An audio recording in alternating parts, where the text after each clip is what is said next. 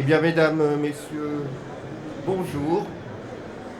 Je suis vraiment ravi et heureux de l'organisation de cette table ronde au pluriel qui va concerner le handicap et l'agriculture. Alors, cette table ronde fait suite en fait au colloque qui avait été organisé conjointement par la CFTC, la CFTC Agriculture, l'AGFIP et la Chambre d'agriculture de l'Isère, qui s'était déroulé pendant la Semaine européenne de l'emploi des personnes handicapées. Aujourd'hui, on a voulu effectivement au Salon international de l'agriculture continuer sur notre lancée et montrer effectivement que à la fois l'agriculture et le handicap, ce ne sont pas des oxymores et au contraire, il y a plein d'opportunités à la fois en termes d'emploi, en termes d'inclusivité et que ce soit à la fois au niveau des professionnels, des associations ou d'autres solutions qu'on va développer aujourd'hui, ce matin ensemble. J'ai le plaisir d'avoir parmi nous vraiment des personnes illustres et inspirantes par rapport au monde du handicap. Et je vais laisser la parole pour les propos introductifs à Cyril Chavagnier, notre président confédéral CFTC, et je tiens à le remercier de sa présence et surtout du soutien qu'apporte la CFTC sur le handicap. Voilà, j'en profite publiquement pour le remercier. À toi, Cyril. Merci beaucoup pour cette introduction et pour les gens illustres autour de la table. On l'a tous pris de manière très positive. Non, vous dire que je suis évidemment très très heureux d'être au Salon de l'Agriculture et de participer à cette table ronde. Peut-être juste avant d'aller précisément sur le sujet du handicap, vous dire que on n'entend pas bien. Ok, je ne peux pas le mettre plus près que ça. Hein, donc, juste vous dire que les transformations qu'on a et qu'on a eues ces dernières années et que continue à avoir dans le monde du travail est souvent exacerbée encore plus dans le secteur de l'agriculture. On a eu l'automatisation, l'intensification, on a eu l'apparition des produits chimiques, la génétique avec la transformation des OGM, on a aujourd'hui l'intelligence artificielle, le réchauffement climatique, tous ces sujets-là, l'immigration d'ailleurs avec beaucoup de personnes qui viennent comme saisonniers dans le secteur de l'agriculture, tous ces changements-là ont des impacts encore plus importants dans le secteur de l'agriculture et souvent on oublie de traiter ce secteur-là. Donc c'est très important d'être présent à ce salon. Vous dire aussi que parmi tous ces changements, il y a évidemment toute la question du handicap. Alors avec la fameuse loi de 2005 sur laquelle on pourrait parler longuement parce qu'il y a encore beaucoup de choses à faire. Mais le handicap et les personnes en situation de handicap avec le secteur de l'agriculture, il faut qu'on se dise les choses clairement, c'est pas une chose évidente. Il y a encore beaucoup de fausses croyances qui nous disent que c'est un secteur compliqué parce que c'est un secteur pénible, parce que c'est un secteur avec des métiers extrêmement physiques et donc c'est un secteur qui est pas ou mal adapté aux personnes en situation de handicap et je crois que cette table ronde va essayer de démontrer que c'est complètement faux et qu'il faut absolument lutter contre ce préjugé.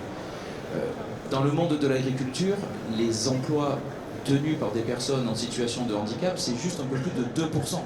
Donc c'est vraiment très très faible. Et je crois qu'il y a, je l'ai dit, beaucoup de travail à faire pour améliorer ça. Surtout que c'est à peu près 50 000 recrutements par an dans le secteur agricole. Parmi ces 50 000 recrutements, en tout cas postes vacants, entre guillemets, il y en a 12 000 qui ne sont pas pourvus chaque année, ce qui fait dire que l'agriculture est un métier en tension. Et à côté de ça, on a toute une série de personnes en situation de handicap qui pourraient pourvoir ces postes-là. Ça serait l'une des solutions d'ailleurs pour que ce secteur ne soit plus un secteur en tension. Et malheureusement, on n'est pas encore, fait pas encore assez d'efforts pour que ces personnes puissent y accéder. Quand on parle aux personnes en situation de handicap, l'un des premiers secteurs dans lequel ils souhaitent travailler, c'est l'agriculture. Et d'ailleurs, souvent, ils donnent cette phrase j'ai envie de travailler dans la nature au sens large, parce que la nature, c'est inclusif, la nature, ça ne juge pas. Donc on voit que c'est un secteur qui, en plus, sur lequel il y a une forte demande. Et pour prendre qu'un exemple, pour mettre fin à ces préjugés. Il y a des études qui ont démontré, par exemple, et je ne veux pas prendre du temps sur mes collègues, mais qui montrent par exemple que les personnes autistes sont des personnes qui sont tout à fait capables, même qui sont presque mieux capables que d'autres, de travailler dans certains secteurs agricoles, comme par exemple tout ce qui est secteur du paysagisme, pour faire vite, parce que ils ont la rigueur, parce qu'ils aiment bien les choses rectilignes, parce qu'ils aiment bien les choses carrées, et que donc ça correspond parfaitement à ce qu'on demande comme compétence pour être dans le monde du paysagisme. Mais en dehors du fait qu'on voit qu'il y a des secteurs qui sont presque prédestinés pour des personnes en situation de handicap, ce qui est important et ce qui est très important pour nous à la CFTC, c'est qu'il faut arrêter de penser qu'on doit, en fait, quand il y a des postes dans des secteurs de l'agriculture, voir quel handicap, quelle personne on pourrait mettre dans tel ou tel poste. Il faut inverser la réflexion. C'est comment on fait en sorte que les postes soient adaptés à des personnes qui sont en situation de handicap. Tant qu'on n'inverse pas cette logique-là, on n'arrivera pas à régler le problème. Et on voit aujourd'hui, il y a même des subventions pour ça, je rassure les employeurs, mais qu'on peut aménager les tracteurs pour des personnes en situation de handicap, qu'il y a des exosquelettes qui permettent à des personnes aussi en situation de handicap d'avoir des facilités pour des tâches qui sont physiquement compliquées ou dures. Donc on voit en fait qu'il y a toute une série de solutions pour qu'il n'y ait plus aucune raison, aucune contrainte pour que des personnes en situation de handicap puissent exercer ces différentes fonctions. Donc c'est un sujet primordial pour nous. Je me permets de te remercier pour le travail que tu fais, Didier. Et j'ai peut-être déjà été trop long, donc je vais laisser la parole pour pouvoir réagir par la suite, peut-être, si j'ai encore 2 minutes, aux différentes interventions. Merci beaucoup. Merci beaucoup, Cyril. Je me tourne vers Caroline Dekerle, directrice France Travail en charge du handicap. Caroline, peux-tu un petit peu nous expliquer la direction de France Travail, qui est très volontariste sur le sujet du handicap, justement? Merci, bonjour à tous. Peut-être effectivement avant d'expliquer ce que fait France Travail sur le sujet du handicap, et on n'a pas attendu la création de France Travail pour s'investir sur le handicap, mais c'est vrai que depuis la création de France Travail, il y a un élan et il y a cette volonté de franchir un cap supplémentaire sur l'emploi des personnes en situation de handicap. Juste peut-être pour rebondir sur les propos qui viennent d'être tenus, auxquels forcément je ne peux que adhérer. Vous avez dit que sur l'agriculture, il fallait encore faire des efforts. Je ne crois pas que ça soit que des efforts, c'est plutôt qu'il faut encore expliquer, mais c'était le sens aussi de ce que vous disiez, que par principe, au regard de la diversité des situations de handicap, il n'y a aucun poste qui n'est pas compatible avec le handicap. On le dit souvent et on le répète, et c'est important de le répéter, 80% des handicaps sont invisibles. Donc le handicap, c'est pas uniquement parfois ce qu'on a en tête, et effectivement, on a encore parfois dans certains secteurs d'activité un peu ces idées reçues où on se dit voilà, moi dans mon secteur je voudrais bien mais c'est pas possible. Mais pourquoi c'est pas possible en fait? Il y a vraiment une diversité de situations de handicap. Le handicap, c'est aussi le diabète, c'est aussi les crises d'épilepsie, c'est le handicap moteur, le handicap sensoriel, enfin je vais pas tous les faire, le handicap psychique. Et en plus, d'une situation à une autre, ça veut rien dire. Quand par exemple on parle de handicap psychique, on s'en fout si la personne elle est schizophrène, on s'en fout. En fait, la seule chose dont on a besoin de savoir, c'est quoi les effets du handicap. Et laissons la personne parler. C'est la personne qui sait expliquer. Et elle n'a pas besoin d'expliquer si elle est schizophrène. Elle a juste besoin de dire, voilà, moi, je suis en situation de handicap. Les effets de mon handicap sur mon quotidien, c'est ça. Bon voilà, parlons-en et puis gérons le sujet. Il faut démystifier le handicap. C'est pas compliqué le handicap. Arrêtons de s'en faire tout un monde. Donc ça, c'est une première chose que je voulais rappeler. La deuxième chose, c'est que ce que nous demandent les personnes, c'est d'arrêter de les mettre dans des process à part, dans des trucs à part. Je veux faire une formation, va dans un centre de formation spécial handicapé. Enfin, ça, c'est fini, il faut arrêter ça en fait. Donc nous, à France Travail, ce qu'on considère, c'est qu'un demandeur d'emploi en situation de handicap, avant d'être une personne handicapée, c'est un demandeur d'emploi. Donc à partir de là, en fait, c'est le même process que tout le monde. Donc depuis 2022, en fait, on se dit que quand on est demandeur d'emploi et qu'on recherche un emploi et qu'on est en situation de handicap, c'est la même porte que tout le monde, c'est-à-dire la porte du service public de droit commun, c'est-à-dire l'agence France Travail. Donc tous les demandeurs d'emploi en situation de handicap rentrent dans la même porte, l'agence France Travail. Et depuis 2022, on a créé dans chaque agence France Travail une team handicap qui va être composé de conseillers France Travail qui ont été montés en compétences sur le handicap, donc qui sont spécialisés en handicap, et de conseillers Cap Emploi. Parce que souvent on pense qu'il n'y a que les Cap Emploi qui accompagnent les demandeurs d'emploi handicapés. En fait non. En fait on travaille ensemble dans le même lieu commun, dans le même lieu quand on recherche un emploi. Donc ça c'est quand même une approche importante. Et après ça sera un conseiller Cap Emploi qui interviendra pour accompagner la personne si la personne a vraiment besoin d'être accompagnée sur les problématiques de compensation du handicap. Autrement, ça sera un conseiller France Travail de la team handicap. C'est important de dire qu'il y a 80% des demandeurs d'emploi en situation de handicap qui sont accompagnés par un conseiller France Travail de la team handicap. Ça veut dire que dans 80% des cas, ce n'est pas des situations qui demandent des études de poste, des aménagements de poste, des choses très très compliquées. Ça, c'est important aussi de le rappeler aux employeurs. Notre approche, bien évidemment, elle n'est pas que pour l'accompagnement des demandeurs d'emploi. On ne fait pas d'emploi si on n'accompagne pas les employeurs. Et vous l'avez dit, encore plus sur le handicap, il y a besoin d'accompagner des employeurs. Moi, ça fait juste une toute petite année que je suis arrivée à France Travail. Je découvre des choses que j'ignorais pour les employeurs, donc j'en fais profiter depuis, parce que je crois qu'on ne connaît pas assez bien l'offre de service quand on est chef d'entreprise. Et sur le handicap, on peut vous accompagner sur des trucs que j'ai découverts qui sont géniaux. Les immersions. Ben, en fait, on peut encore avoir parfois des freins en se disant bah oui, le handicap, ça sera peut-être compliqué. Ben, faisons une immersion. Une immersion, c'est génial. Vous recevez quelqu'un en situation de handicap ou pas d'ailleurs, pendant quelques temps. Et puis ça vous permet finalement de vous apercevoir que c'est peut-être pas si compliqué, que le poste, bien évidemment, il peut convenir à quelqu'un en situation de handicap. Pour la personne elle-même, des fois, ça permet aussi qu'elle lève sa propre autocensure. Et souvent, les immersions, derrière, c'est un effet levier vers l'emploi. Ça permet derrière de recruter une personne. Donc les immersions, il y a une plateforme qui s'appelle Immersion Facilitée. Vous êtes un employeur, vous mettez vos offres d'accueil et de l'autre côté, vous trouvez des personnes qui cherchent des immersions. Et ça fait le rapprochement avec un document administratif, parce qu'on souffre aussi de beaucoup de documents administratifs en France.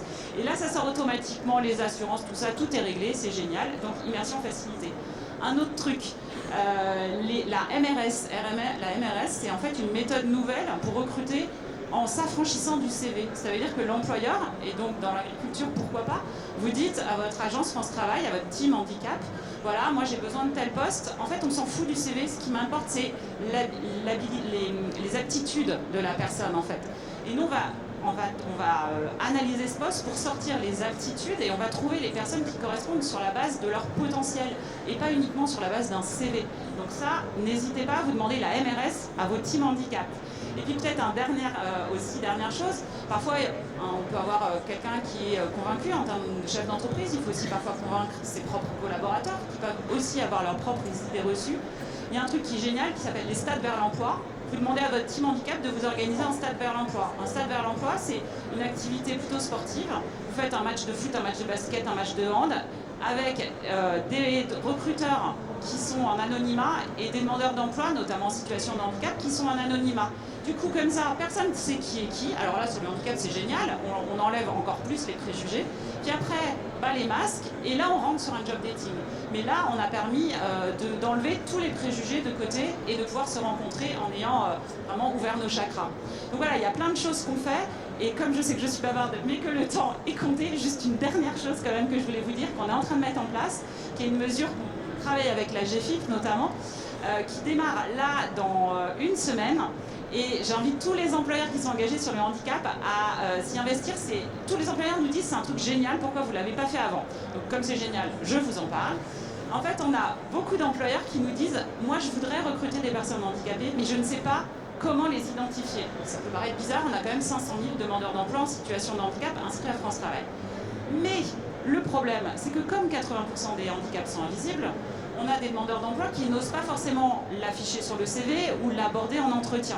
Du coup, c'est dommage parce que la relation, elle ne se fait pas. Donc en fait, dans 10 jours, sur le site francetravail.fr, qui est un moteur de recherche, l'employeur qui est engagé sur le handicap, il pourra être tagué.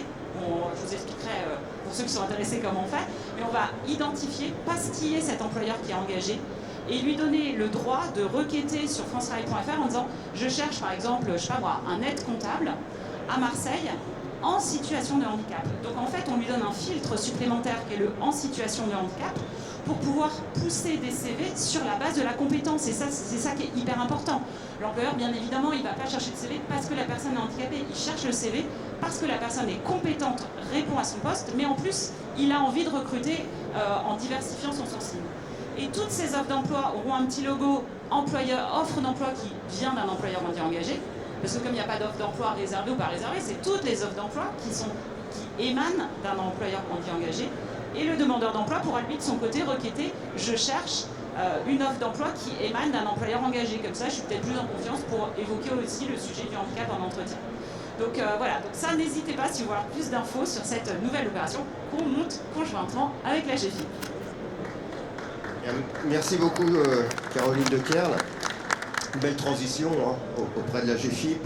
On a l'honneur de recevoir aujourd'hui le nouveau président de la GFIP, Christian Cloton, et également Véronique Bustrel, directrice de l'innovation. Et on va voir aussi que l'innovation en agriculture, c'est quelque chose qui a du sens. Christian, je vous laisse le micro pour présenter un petit peu la GFIP et les solutions. Bonjour à toutes et à tous, merci beaucoup. Bon, écoutez, je n'aurai certainement pas le même enthousiasme que Caroline de Kerle, mais sachez que j'ai la même énergie. Une petite remarque, et peut-être pour symboliser la relation particulière qu'il y a pour chacun de nous avec l'agriculture. Moi, je suis un petit peu passionné de généalogie. Alors, chaque fois qu'on remonte dans le temps, on se rend compte que l'essentiel de la population a une profession, puisque dans les registres d'état civil, les registres paroissiaux, on mettait la profession. Et la profession, c'était laboureur. Et donc nous étions quasiment tous à l'origine des laboureurs. Donc ceci explique cela. Pour autant, comme ça a été rappelé, sur le sujet du handicap, le compte n'y est pas. Alors, il n'y est d'autant moins que les opportunités existent et que pour autant, le nombre de personnes employées est bien en deçà de la moyenne nationale et bien en deçà d'ailleurs du potentiel que l'on pourrait imaginer. Alors, pour ce faire, je reviens à ce qui a été évoqué sur l'aptitude. Je rappelle que depuis quelques années, d'ailleurs, on ne parle plus d'inaptitude partielle.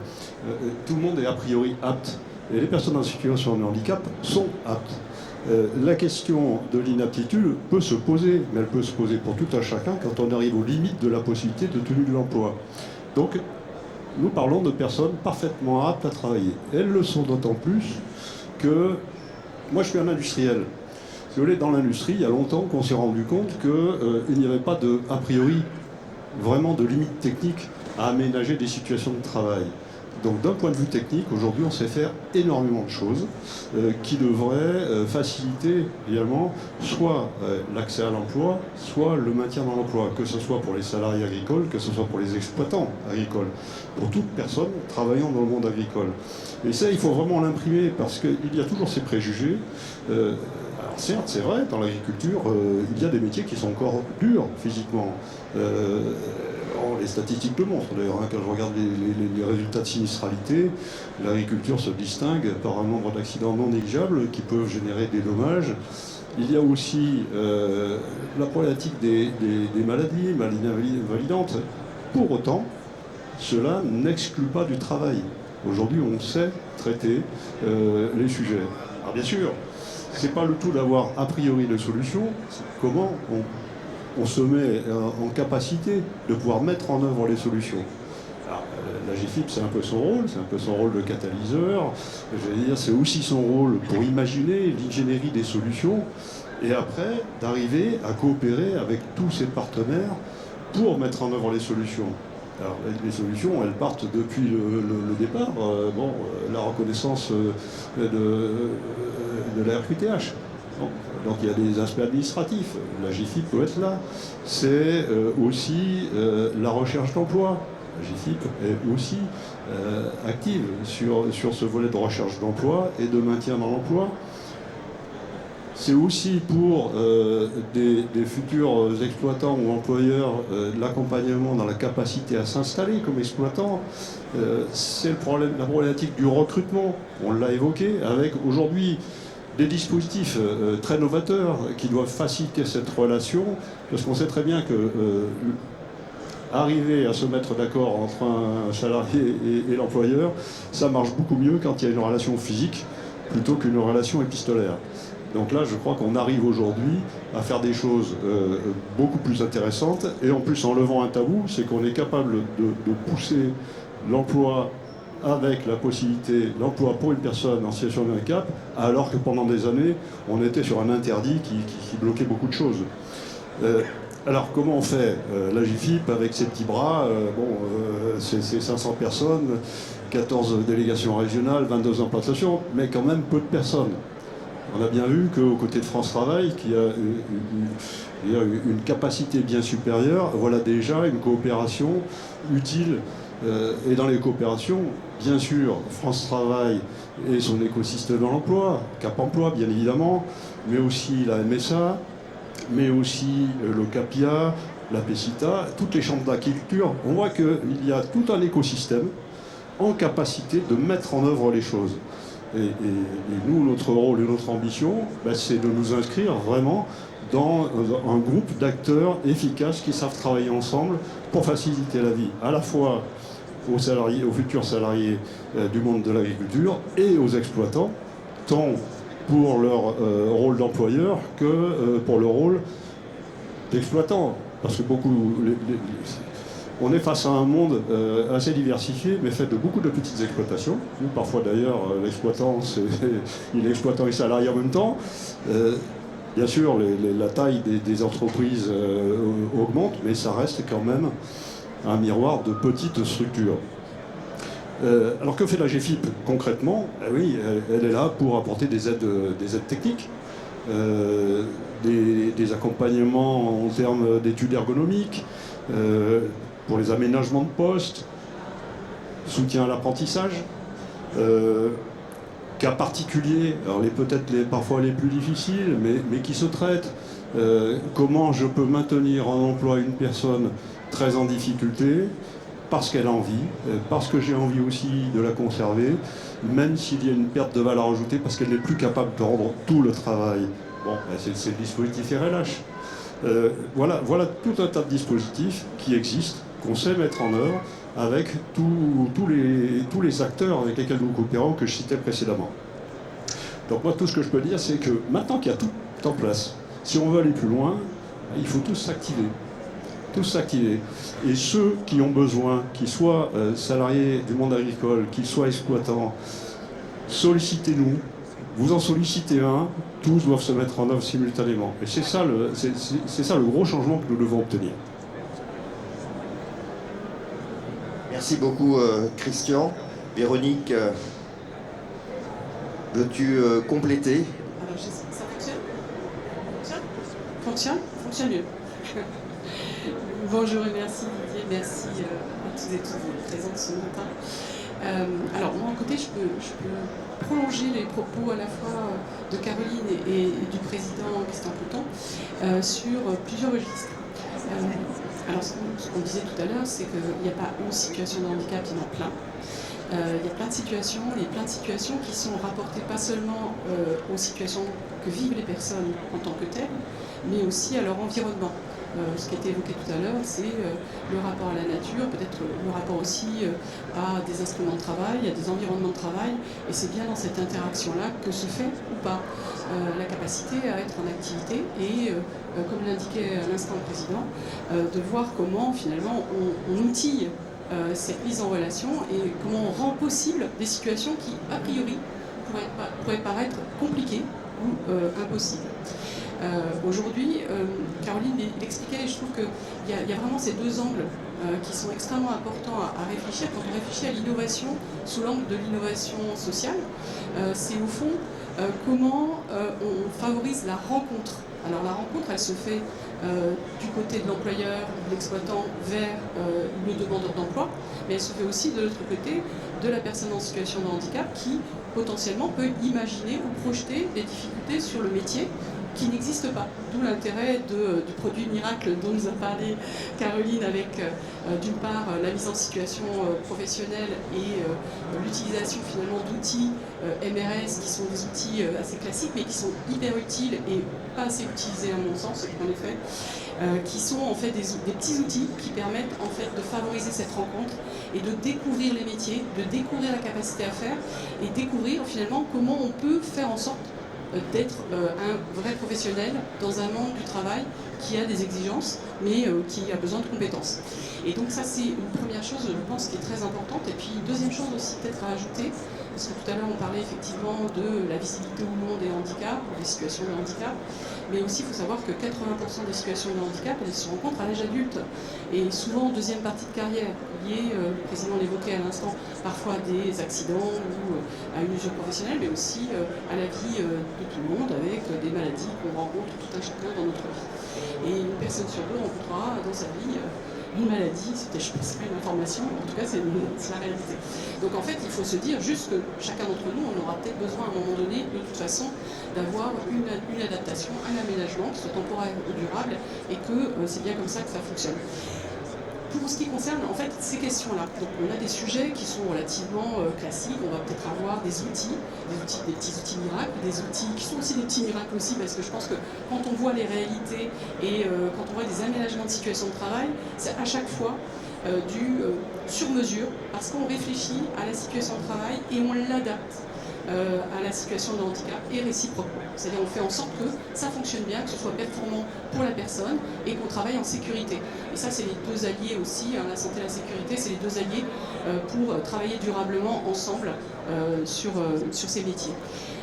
Il me semble qu'il y a vraiment un sujet, le président l'évoquait tout à l'heure en introduction du propos, c'est toutes les opportunités d'emploi qui existent dans le secteur. Et c'est un secteur en tension.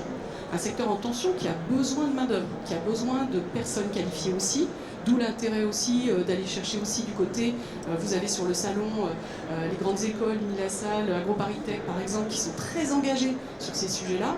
Et c'est très important de le faire savoir, de le faire connaître et d'articuler les sujets. Parce qu'on peut avoir de la main-d'œuvre avec finalement peu de diplômes, etc., mais qui va être utile parce qu'il y a des métiers qui nécessitent et qui, on en parlait tout à l'heure, qui ont besoin de main-d'œuvre, on va le dire comme ça. Et puis aussi, on a des métiers un peu plus complexes où des diplômes sont nécessaires et c'est possible de faire des études, c'est possible de travailler et c'est possible de se maintenir en emploi. Et quelle que soit la situation de handicap, je pense qu'il faut vraiment l'avoir en tête, c'est ce qu'on oublie souvent. Troisième point, et le troisième point est important, c'est comment finalement on peut imaginer autre chose. On peut imaginer d'autres fonctionnalités. On le voit avec les aménagements de situation de travail. On va avoir des aménagements par exemple de chaînes de traite complètement automatisées qui vont faciliter le métier et donc qui vont faire que la personne va toujours avoir les horaires, etc. Parfois des moments un peu compliqués, mais on va faciliter le geste professionnel. On va faire en sorte que ce soit moins pénible, moins difficile à accomplir. Et donc ça, c'est aussi toute la chaîne de l'innovation technologique qui rend nécessaire et qui rend possible finalement à la fois de se maintenir en emploi, mais aussi préserver l'état de santé de la personne, et durablement aussi. Hein. Donc on a des sujets d'innovation technologique qui existent, et puis il y a aussi des petits sujets qui sont de l'innovation en soi, qui vont permettre aussi de mieux connaître les métiers, de mieux les appréhender, et puis aussi d'accompagner les acteurs qui font système.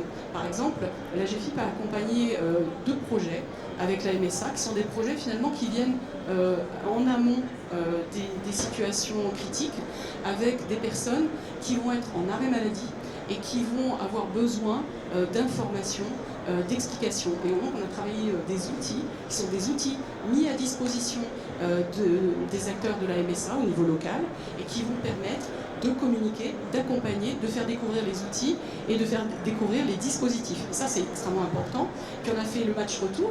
Donc le match retour, c'était l'année dernière. Donc on a fait les mêmes outils pour les exploitants, pour les professionnels, pour les employeurs, pour qu'eux-mêmes soient en capacité de maîtriser les sujets. On le voit bien dans ce qu'on dit, un des secrets de l'histoire, c'est quand même l'information. Et si on a l'information, on est capable de lever beaucoup de montagnes. Puis après, il y a des sujets très terre-à-terre, d'innovation, etc. Et ça, c'est les acteurs qui doivent s'en emparer, qui doivent proposer des solutions. Et puis ces solutions, elles peuvent être accompagnées par des acteurs en partenariat. On le dit, on ne travaille jamais tout seul, on travaille avec les autres, parce qu'avec nos petits bras, sinon on n'irait pas très loin. Mais avec tous les bras, on peut aller très très loin. Je voudrais juste rajouter quelque chose, parce que je sais qu'il y a des chefs d'entreprise là, dans notre assemblée. L'idée aussi de ces interventions, c'est de donner un peu des trucs et astuces ou des choses qu'on ne sait pas, donc d'avoir un discours à mon sens très concret. Du coup, il y a un truc qu'on ne vous a pas dit non plus, on parle de tension de recrutement. allez voir du côté des ESAT, des entreprises adaptées, il y a des super trajectoires à faire. On a toujours l'idée que l'ESAT ou l'entreprise adaptée fait de la prestation de service pour une entreprise. De plus en plus, on appuie les trajectoires. On a un paquet de personnes qui sont en ESAT qui ont envie d'aller vers le milieu ordinaire.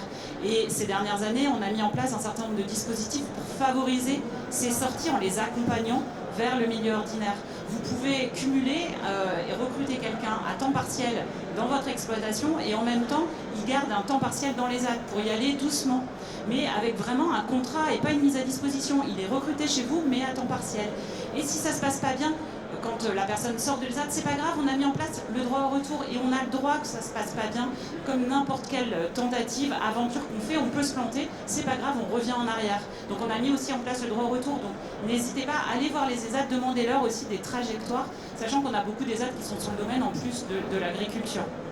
J'allais dire, c'est en fait c'est un des cœurs des métiers, même peut-être je pense que c'est même le premier cœur de métier, et celui en tout cas qui est historiquement celui des ESAT. Et puis dire aussi qu'on a justement des expérimentations sur le sujet, dans les Hauts-de-France en particulier, qui est une terre aussi agricole, et où en fait on travaille sur un dispositif qui s'appelle Passerelle, et qui permet justement de donner, pas des ailes, mais de permettre à des femmes en situation de handicap qui travaillent dans le secteur protégé adapté d'accéder au milieu ordinaire, de travailler donc des opportunités, des personnalités qui recherchent du travail, il y en a, et puis on peut le réaliser ensemble. Merci. C'est juste une petite parenthèse, parce que Véronique citait les femmes. Malheureusement, dans le monde agricole, finalement, il n'y a pas beaucoup de femmes, alors que beaucoup d'emplois pourraient être tenus par des femmes et que je pense que beaucoup auraient envie d'exercer dans le milieu agricole. Et comme c'est bientôt la journée internationale de la femme, je le rappelle. Tout à fait. Merci pour ce rappel, Président. Je me tourne vers Jean-François Dufresne,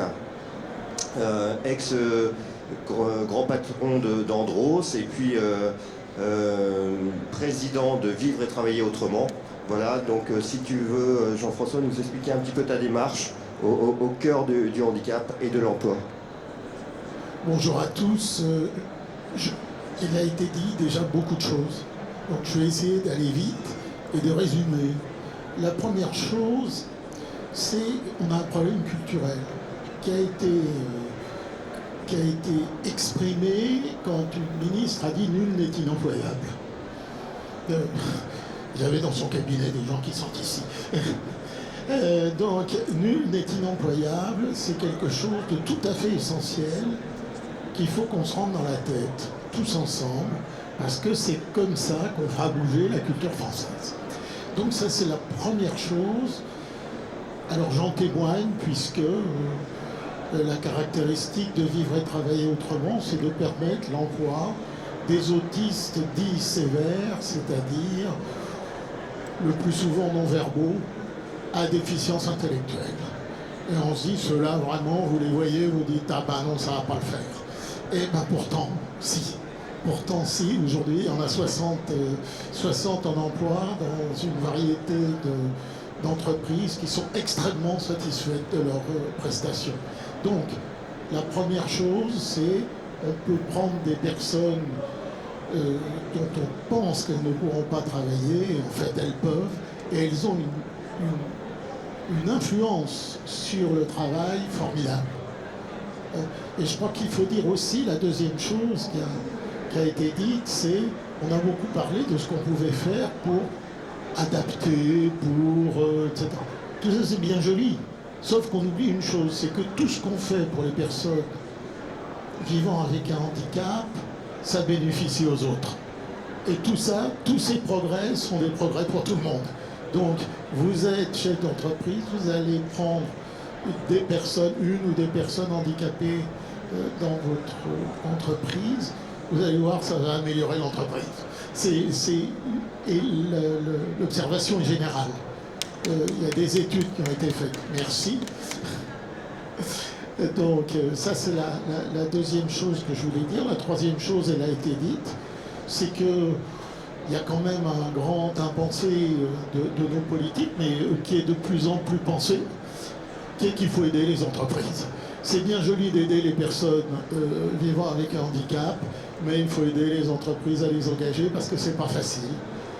Et dans le cas des personnes autistes sévères, ce qu'on fait chez VETA, c'est qu'on accompagne l'entreprise pour monter des dispositifs qui rendent efficace l'emploi des personnes vivant avec un handicap. La dernière chose que je voudrais dire, c'est peut-être les connotations du mot handicap, qui est un mot que j'aime pas. C'est un mot que j'aime pas parce que moi, en tant que chef d'entreprise, on m'aurait dit à l'époque, veux-tu engager des personnes handicapées? J'aurais dit non. Je ne veux pas handicaper mon entreprise. C'est épouvantable, hein, mais c'est comme ça. C'est ce qu'on appelle les biais cognitifs. Hein. On peut développer beaucoup sur cet aspect psychologique. Ce sont avant tout des personnes à compétences et besoins spécifiques.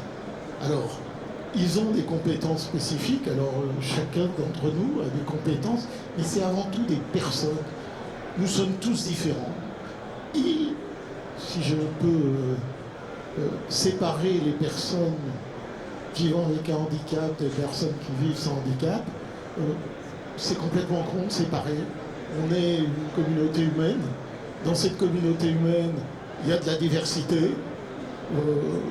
Je suis différent de Didier, on n'est pas pareil. Je suis aussi différent de monsieur, on n'est pas pareil. Est-ce que vraiment il y a une immense différence entre nous? Pas vraiment. Pas vraiment, ce qui compte, c'est notre personnalité, notre capacité. Et les personnes justement qui vivent avec un handicap, eh bien, ils vont être beaucoup plus impliqués. Ils vont être beaucoup plus, j'allais dire, travailleurs, si je peux dire. J'aime pas ça, mais non, je vois la grimace de Caroline. Mais effectivement, ils vont être extraordinairement impliqués dans ce qu'ils font. Et c'est ce qu'on observe avec les autistes sévères. Voilà. Merci beaucoup.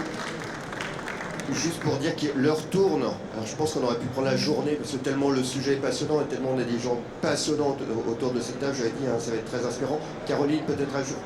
Oui, une seconde. Pour rebondir sur ce que tu viens de dire, parce que je vois qu'il y a la députée Madame Le Nabour qui est là. Il y a un truc qu'on avait commencé à réfléchir et je pense qu'il faudrait, dans la lignée de ce que tu viens de dire, y aller, c'est le terme RQTH. Il est tellement pas joli. Reconnais le truc bien infligeant pour la personne, reconnais ta qualité, donc super, ça te tient à la corps, hein, c'est à ton corps, c'est la qualité. Reconnais ta qualité de travailleur. Il n'y a plus personne qui est travailleur, on est employé, on est, mais on n'est pas travailleur. Handicapé. Si avec ça, la personne, elle a envie de faire sa démarche, sachant que ça dure 6 mois, mais pour avoir sa RQTH, si on pouvait changer ce terme, je pense que ça changerait aussi beaucoup de choses psychologiquement pour tout le monde. Très juste, Caroline. Je vais donner le micro maintenant à Thibaut Vermillard. Alors Thibaut, tu es vigneron en situation de handicap. Est-ce que tu peux en quelques mots nous expliquer ta situation, comment tu réussis ton métier de tous les jours? Exactement, très bien. Donc on va passer de la théorie au concret.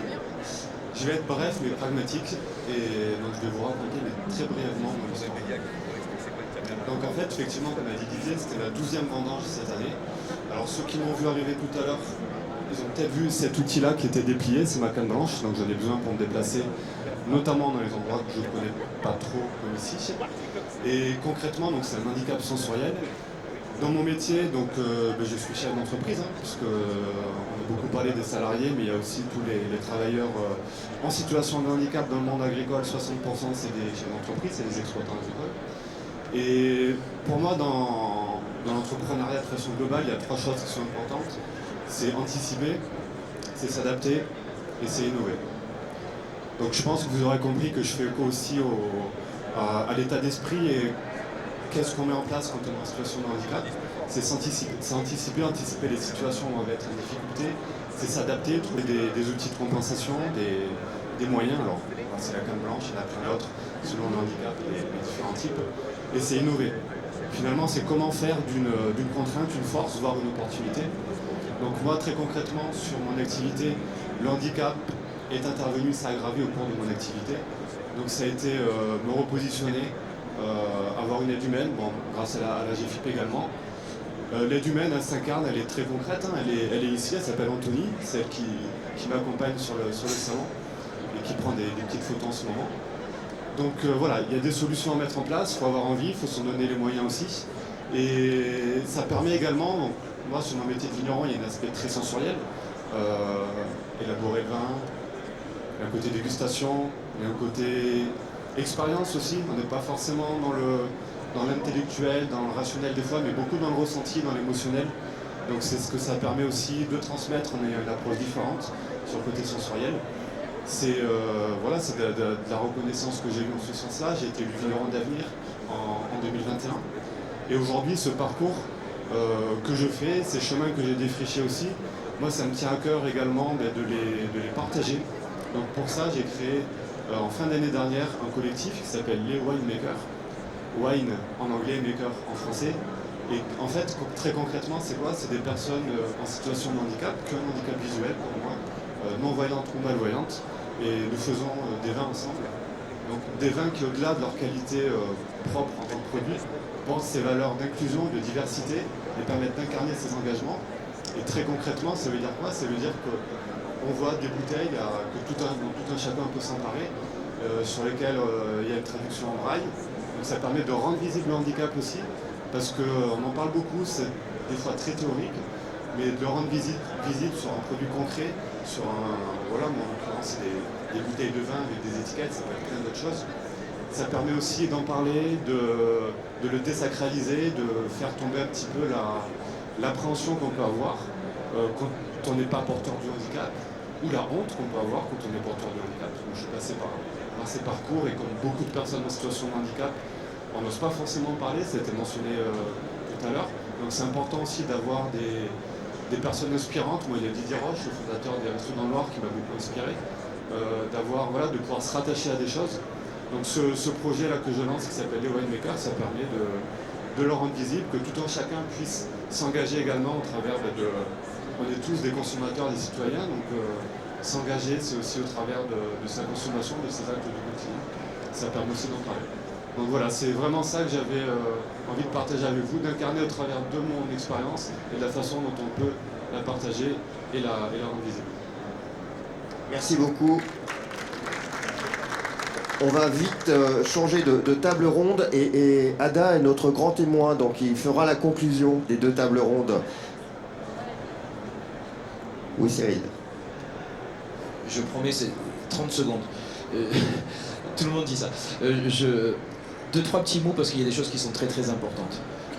Vous l'avez dit, Jean-François, et vous avez tout à fait raison, le mot handicap, et c'est un mot assez horrible parce que par définition, on dit on va handicaper, y compris handicaper l'entreprise, donc on n'a pas envie d'handicaper l'entreprise. Voilà. Ce qu'il faut savoir, et je le redis, c'est que, pour pas dire le mot handicap, on va dire ces difficultés, souvent ces difficultés dans certains métiers deviennent un atout. Et il y a des tas d'exemples, des tas d'études qui montrent que une difficulté, un handicap, pour tel métier, ça en devient un atout. C'est-à-dire, c'est même plus que c'est pas un handicap, c'est que c'est carrément un atout dans le métier. Ça, c'est quand même très très important de le souligner. La deuxième chose, et j'aurais dû le dire, pardon, je m'excuse parce que j'avais prévu de le dire dans mon propos introductif, mais dans le secteur agricole, il n'y a pas le salarié ou l'exploitant ou le patron dans les trois quarts du temps. Les deux sont sur le tracteur, les deux sont dans l'exploitation à travailler, donc ça se côtoie, ça travaille ensemble. Quand on travaille, nous, en tant qu'organisation syndicale, sur l'amélioration des conditions de travail, ça bénéficie autant aux patrons qu'aux salariés. Enfin, je veux dire, il n'y a pas de différence. Donc ça me permet de dire que dans ce secteur-là, le dialogue social, et un dialogue social constructif, c'est encore peut-être plus important que partout ailleurs, parce qu'on peut vraiment faire des choses. Il n'y a pas de conflit, puisque les trois quarts des décisions, ou l'immense majorité des décisions qu'on va prendre, va bénéficier aux deux parties. Donc ça, c'est extrêmement important. Et encore une fois, et pour terminer, souvent on a peur de l'innovation, on a peur aujourd'hui des conséquences de l'intelligence artificielle, de la robotique, où ça va remplacer les salariés de partout. Alors ça peut avoir des conséquences dramatiques, c'est vrai, mais on voit aussi que lorsque ces innovations ne sont pas mises pour remplacer des gens, mais sont mises au service des personnes, il y a des choses incroyables et l'innovation, comme l'intelligence artificielle, comme la robotique, dans ces secteurs-là et pour des personnes en situation de handicap, quand c'est bien fait, c'est juste extraordinaire. Voilà. Merci beaucoup. Merci beaucoup Cyril. On peut applaudir nos intervenants bien fort. J'invite la seconde table ronde à venir nous rejoindre. Ada, tu restes en place. Et pendant que tout le monde s'installe, Ada, je vais te laisser le micro pour un petit peu faire ton ressenti. Voilà. Alors, bonjour. Installez-vous, je vous en prie, j'ai l'impression de recevoir du monde dans mon salon. Installez-vous, je vous en prie, je vais allumer la télé. Bonjour à tous et toutes, moi j'appelle Ada Abdelli, je suis comédien et scénariste d'une série qui s'appelle Vestiaire, qui passe sur France 2 le samedi soir à 21h, juste après Laurent de la Housse. Là, souvent on nous confond. Je crois toujours que je suis Laurent de la Housse, mais pas du tout. Et nous cultivons l'humour. Donc voilà, on plante des vannes en espérant avoir des vergers de sketch. Mais voilà, on essaye d'être dans l'inclusion aussi. Et en fait, c'est marrant parce que moi, quand j'étais tout petit, donc il y a très très longtemps, j'étais jeune et j'ai des amis qui étaient paysans dans le Béarn à l'époque. Et quand j'arrivais tout petit pour aider à ramasser les pommes de terre, et c'est marrant parce qu'ils s'adaptaient. Quand on va dans le monde paysan, on a toujours une place pour vous quelque part. On s'adapte pour vous recevoir, on ne peut pas vous laisser sur le pas de la porte ou vous dire ben non, vous ne pouvez pas marcher, vous ne pouvez pas porter, etc. On s'adapte et ces deux paysans, le père et la mère, Auguste et Marie, s'adaptaient pour que moi je puisse les aider. C'est quand même un peu. Donc j'ai gardé un souvenir très très fort de ces années-là. Et en fait, en entendant tous ces gens tout à l'heure, là, je me dis quand même j'aimerais bien être handicapé et jeune aujourd'hui. Moi je date des années 80. Et dans les années 80, quand on voulait faire des études, les universités n'étaient pas forcément adaptées, donc il y avait le CNED, on faisait par correspondance.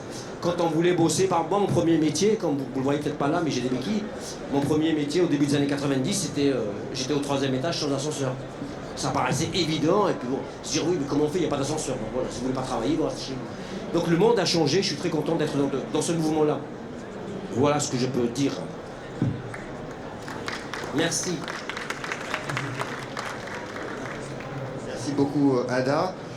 Donc cette seconde table ronde, on va évoquer tous ensemble un petit peu les solutions, les autres solutions. Quand on est sur le champ du handicap et de l'agriculture, vous allez voir, il y en a plusieurs. Et je vais laisser le sénateur Guillaume Gontard faire les propos introductifs. Merci beaucoup. Et donc Guillaume Gontard, sénateur de l'Isère, président du groupe Écologie, Solidarité et Territoire au Sénat. D'abord un grand merci pour cette invitation qui fait suite effectivement à un colloque qu'on avait fait en Isère à la Chambre d'agriculture de l'Isère qui était particulièrement intéressant sur la question du handicap et de l'agriculture qui est effectivement un vrai sujet. Revenir sur ce qui a quand même été dit sur ce qu'on appelle handicap, qui est en réalité tout simplement de la diversité. Et je rejoins les propos de François Dufresne justement sur cet aspect-là, et que quand on avance sur ces questions-là, quand on réfléchit sur ces questions-là, en réalité on réfléchit à toutes les problématiques de notre société globalement et des questions d'inclusion. Peut-être juste revenir sur quelques chiffres, ça a été dit, c'est 25 000 personnes qui sont employés en situation de handicap, ou en tout cas de diversité dans les métiers de l'agriculteur, de l'agriculture au sens large, puisque c'est les métiers de la nature, de la forêt, que ce soit aussi sur la pêche également. Mais c'est aussi un métier compliqué, difficile, avec beaucoup d'accidents de travail. C'est plus de 50 000 accidents de travail par an. Et donc c'est l'un des secteurs le plus touchés justement aussi par des situations de handicap qui sont dues justement au fait de tout simplement travailler quand on a un accident du travail. Et donc ça pose pour moi deux éléments. À la fois la question de comment on peut mieux travailler, mieux organiser pour permettre justement d'accueillir des personnes justement diverses au niveau de l'agriculture, mais aussi à l'adaptation, puisque quand une personne dans sa ferme a un accident, qu'il souhaite poursuivre son activité, eh bien il y a tout ce que l'on doit pouvoir mettre autour pour pouvoir lui permettre. J'en aurais juste un exemple, puisque je l'avais cité au Sénat. dans la Drôme, hein, un agriculteur qui a eu un accident assez grave, hein, qui a perdu une partie de ses deux membres, mais qui souhaitait absolument et normalement pouvoir poursuivre son activité. Ben, c'est vrai que c'était un sacré parcours du combattant. À la fois, on en a beaucoup, certains en ont déjà parlé sur la question de l'aménagement technique, l'aménagement de son tracteur pour pouvoir continuer justement à faire son activité, aménagement de la salle de traite, etc. On sait que à la fois ça existe, mais c'est compliqué. Il est encore en galère, notamment aujourd'hui, pour avoir ses financements et pour pouvoir le faire. Mais il y a aussi tout ce qui est aménagement, je dirais, sur la question du travail et donc de l'accompagnement, de l'aide au travail. Et ça aussi, actuellement, c'est 30 € par jour pour pouvoir avoir quelqu'un. C'est évidemment insuffisant pour pouvoir le faire. Et donc, il y a encore beaucoup à travailler sur la question, justement, de comment on peut accompagner ces personnes pour qu'elles puissent poursuivre leur activité. Et pour moi, ça pose, à travers cet exemple rapide, une véritable question qui est la question en fait de l'aménagement du travail et de l'organisation au travail. Et je pense que voilà, on a les questions techniques, les apports techniques et technologiques qui peuvent être là, mais si on ne réfléchit pas à l'organisation du travail, à la question tout simplement du temps de travail, de la répartition du travail dans la journée, la question aussi du travail collectif, ça a été dit, en agriculture, on est souvent sur une activité individuelle ou en couple ou à 2-3 personnes, mais c'est vrai qu'on voit que quand on arrive à avoir un travail plus collectif, à travers des GAEC, à travers des coopératives, ça permet justement aussi à pouvoir mieux organiser le travail au sein de l'exploitation et donc à pouvoir avoir de l'entraide, à pouvoir justement faire cette organisation tout au long de la journée et donc permettre justement un accueil de personnes beaucoup plus diversifiées. Ça veut dire aussi travailler, je l'ai dit, sur le service de remplacement, mais tout ça, ça veut dire évidemment de l'intervention de l'État, de moyens pour pouvoir accompagner aussi sur cette réorganisation. Et puis pour peut-être conclure, parce qu'il faut aller vite, je sens que c'est... un point qui me paraît important, c'est justement l'action locale, et puis qui fait partie justement de cette table ronde, l'action locale et associative, et tout ce qui peut être fait, que ce soit au niveau associatif, mais je dirais directement sur les territoires, parce que quand on parle d'inclusion, quand on parle de comment on peut permettre justement à des personnes de pouvoir accéder à un travail, il y a tout ce qu'il y a autour aussi. Et il y a la question du logement. Comment on peut se loger sur un territoire, dans un village quand on veut pouvoir travailler dans une activité agricole. Et donc en fait il y a la question pour moi du projet politique autour de l'inclusion et de l'accueil. Et que quand on a ce projet communal, ce projet intercommunal de mettre l'accueil et l'inclusion au cœur, et ben en fait on répond à tout. En passant par cette question de l'accueil, quand on réfléchit à l'accueil, comment j'accueille la personne qui vient habiter dans mon village, comment j'accueille la personne qui a peut-être un handicap, qui n'en a peut-être pas, comment j'accueille une personne en exil, toutes ces questions-là nous permettent de réfléchir à la question du logement et du coup de l'inclusion du logement, de la question de l'inclusion dans le village, et puis derrière la question aussi du travail et de l'accès au travail. Et donc toutes ces politiques qui peuvent se mettre en place autour justement de cette question de l'accueil me paraît quelque chose de particulièrement important. J'irai vite, mais peut-être qu'on aura le temps de revenir sur quelques... Mais ça, je reviendrai peut-être pour être plus court et laisser la place à mais je pense qu'il y a vraiment beaucoup d'exemples au niveau local, que ce soit sur des communes, que ce soit à travers des associations. Et je sais qu'on a des exemples ici qui peuvent être vraiment importants pour permettre d'être au-delà même de la question du travail, mais d'avoir un territoire tout simplement accueillant. Merci.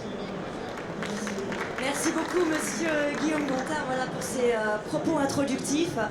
Sans transition, on va passer le micro à Pierre Heurter, qui est président de l'association Solivaire et la Main Verte, et qui va nous présenter de manière très pragmatique les solutions qu'on peut mettre en place pour accueillir les personnes en situation de handicap, et notamment mental, dans le secteur de l'agriculture.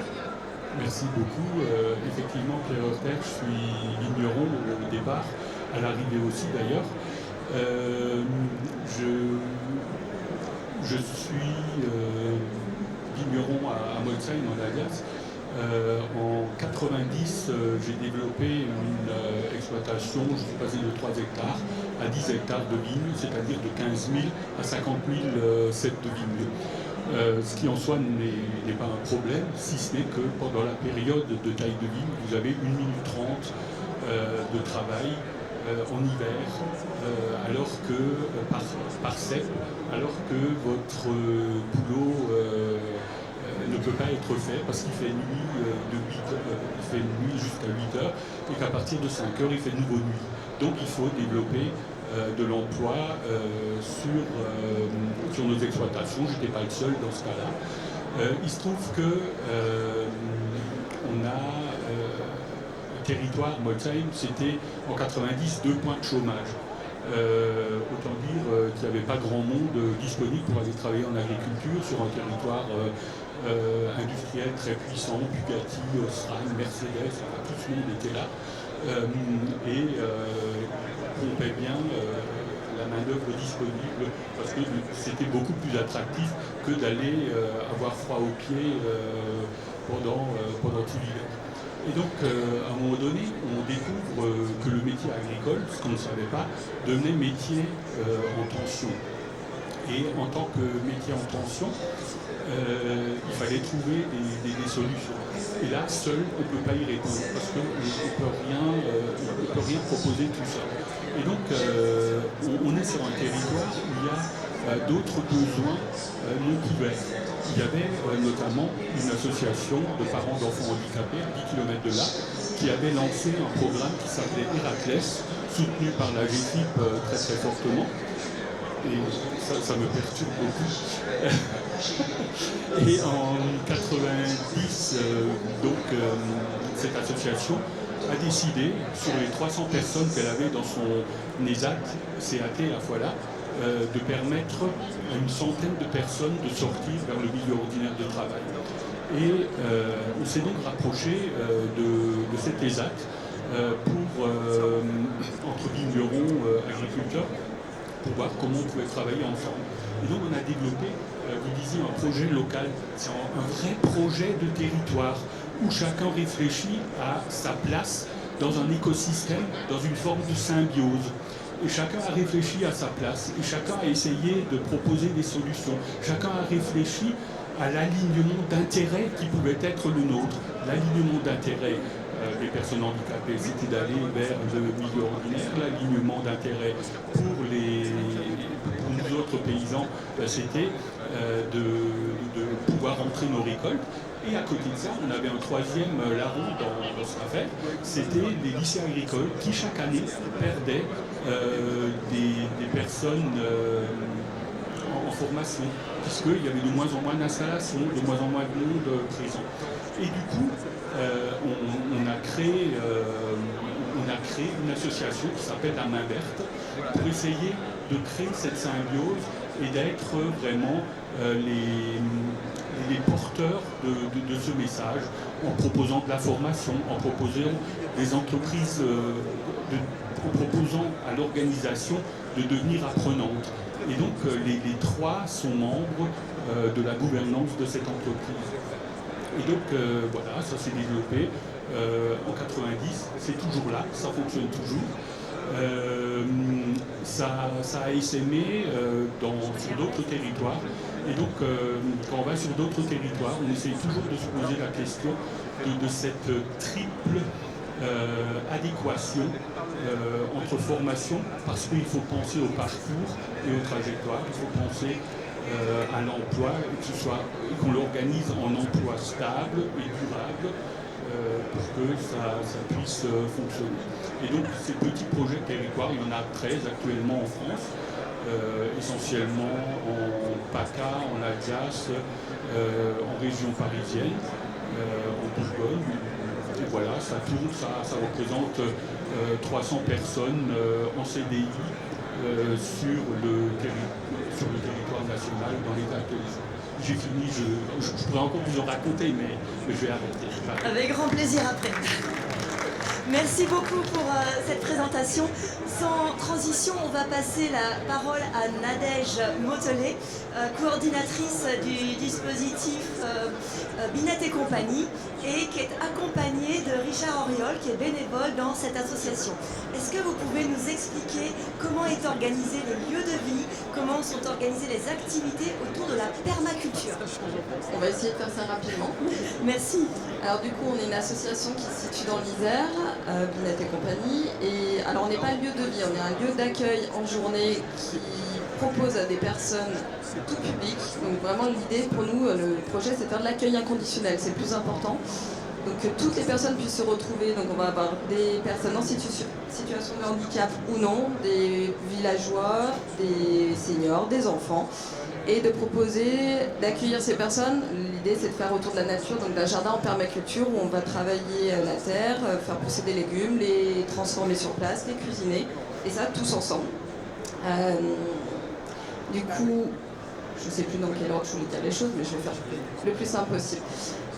On est aussi un lieu tremplin, on parle beaucoup de l'emploi depuis tout à l'heure, un lieu tremplin pour des personnes qui ne travaillent pas, soit parce qu'ils n'ont pas d'employeur, soit parce qu'ils ne trouvent pas d'emploi qui correspond à ce qu'ils veulent faire, qui ne se sentent pas prêts encore de travailler en l'état des choses, parce que, pour diverses raisons, et qui à Binette vont trouver un lieu où ils vont se sentir en sécurité, rassurés, qui vont prendre confiance en eux, ils vont se sentir valorisés dans ce qu'ils sont eux et pas parce qu'ils ont un handicap, parce qu'ils ont des difficultés à l'heure actuelle. Et donc grâce à ça, on va leur proposer de s'expérimenter autour du jardin avec des personnes pour ensuite peut-être accéder à un emploi qui leur correspond parce qu'ils ont travaillé les compétences auprès de nous.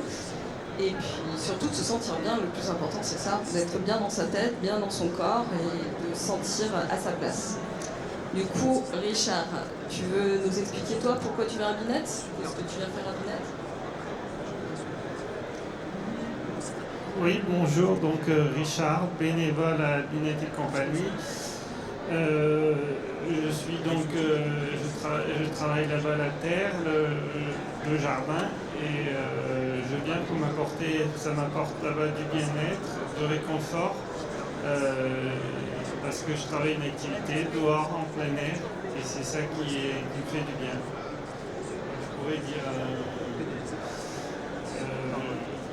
comme je suis justement atteint justement de diabète et d'autisme, et c'est ça qui permet justement de me faire du bien là-bas. Si on m'entend un peu mieux. Merci. Je viens entre 2 et 3 jours par semaine.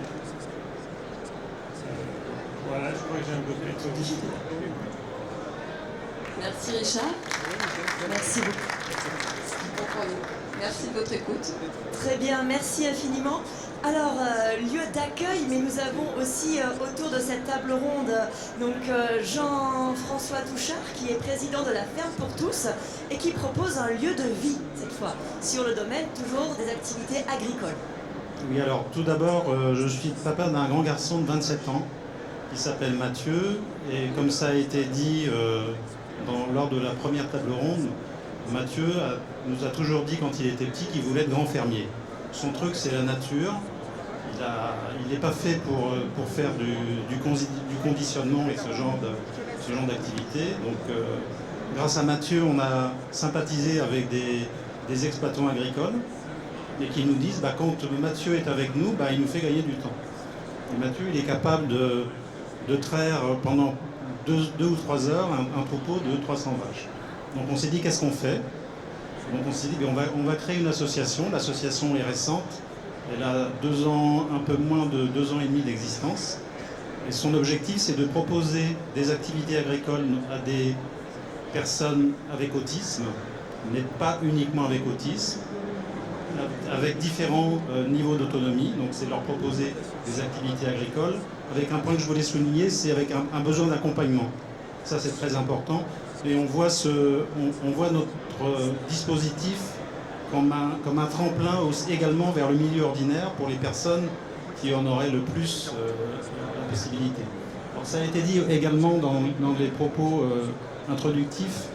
Associé à ce projet d'activité agricole, on veut mettre en place également un lieu de vie pour 6 à 8 personnes qui soit à proximité des activités, donc en mobilisant le dispositif d'habitat inclusif qui a été introduit avec la loi Elan en 2018. Et donc c'est une des dimensions importantes de nos projets. Ça a été également dit tout à l'heure, avec une forte insertion dans la vie locale.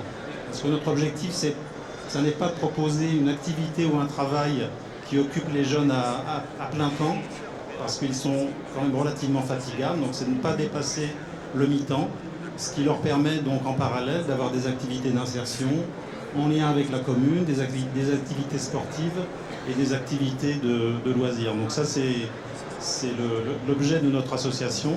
Et concernant le volet agricole, on est à la recherche d'agriculteurs et surtout aussi, on souhaiterait créer un modèle économique donc avec des agriculteurs qui seraient intéressés, mais également avec toutes les parties prenantes qui voudraient bien nous aider. Donc là, je lance un appel donc, aux personnes qui ont participé à ces 2 tables rondes aujourd'hui.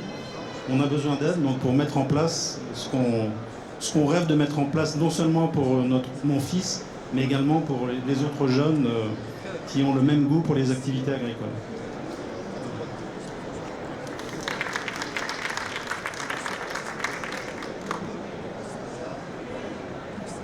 Alors, merci beaucoup. Et peut-être pour clôturer cette 2e table ronde, on va donner le micro à Ada. Oui, je vais conclure. Hein. Nous, on a le problème inverse, parce que nous, notre vestiaire, il est handicapé, donc on essaye de recevoir des valides un peu chez nous, donc on rajoute des escaliers, on essaye d'utiliser un langage qu'ils comprennent, et ils ont la reconnaissance en qualité de travailleurs valides, très compliqué à avoir, effectivement. Non, je suis très heureux d'avoir été là, je suis très heureux de voir... on a souvent tendance à dire que c'est lent, c'est vrai que c'est compliqué, mais comme je vous disais tout à l'heure, quand moi j'ai découvert le handicap quand j'étais tout petit, donc j'ai évolué dans des sphères... Plutôt, il y avait des sphères qui nous paraissaient inaccessibles quand on était petit, et aujourd'hui parler de culture, parler du monde paysan et de tout ce qu'on peut faire pour le handicap aujourd'hui, écoutez, je me dis quand même que les choses avancent et qu'il y a de belles choses qui se font. Merci. Écoutez, merci encore à nos intervenants, je pense qu'on peut les applaudir vraiment chaleureusement. Ils ont fait vite, l'exercice était vraiment compliqué parce qu'on a affaire à des gens passionnants, passionnés. Je pense qu'on pourrait faire une table ronde comme on l'a fait à Moirans sur une journée, qu'on aurait encore envie que ça continue. Donc l'exercice n'était pas simple. Merci encore d'être venus si nombreux ce matin au Salon de l'Agriculture. On a pris en vidéo toutes ces 2 tables rondes. Donc on va bien sûr les partager pour celles et ceux qui le souhaitent. Et puis, si vous avez encore envie de discuter de handicap, d'emploi, d'agriculture, eh bien la CFTC Agriculture vous invite à son stand qui est à aller à 20 mètres, boire le verre de l'amitié. Vous avez des petits cadeaux aussi qui vont vous être distribués. Et puis on a plein d'amis, plein de belles personnes autour de nous, donc ça va être aussi l'occasion d'échanger. Et encore merci pour votre présence.